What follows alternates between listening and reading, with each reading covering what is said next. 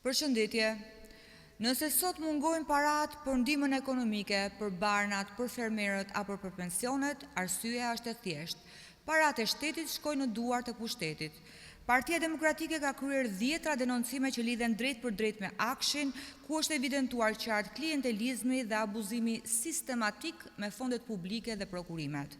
Për publikun dhe në vëmendje të SPAK-ut, sot sillim numrin e lartë të kontratave të klasifikuara që Akshi ka lidhur me kozgjatje mbi 24 apo 36 muaj.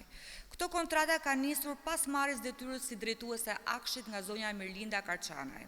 Kontratat e klasifikuara sipas ligjit përjashtohen nga prokurimi vetëm kur ka ndikim të veçantë në çështjet e mbrojtjes dhe sigurisë kombëtare. Ndërsa kontratat e klasifikuara të Akshit kanë si objekt shërbim sigurimi dhe ruajtje dhe në pjesën dërmuese të tyre shpenzime për mirëmbajtjen e pajisjeve të zyrave.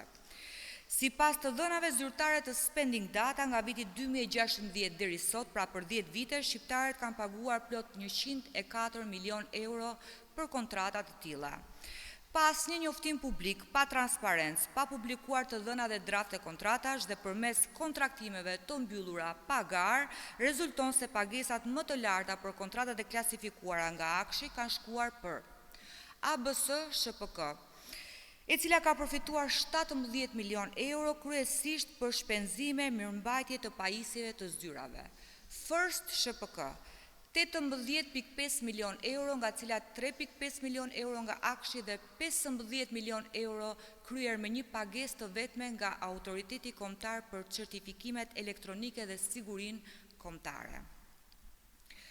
Infosoft System 12.6 milion euro, TBS 96 11.8 milion euro, AIS Communication 6.7 milion euro, Soft and Solution 5 milion euro, Incub Info 3.8 milion euro, Alisa Albania 2.1 milion euro, Image Communication Development 2 milion euro, Intec Plus 1.6 milion euro, Fastec 1.2 milion euro dhe Trezhnjeva SHPK 1.2 milion euro.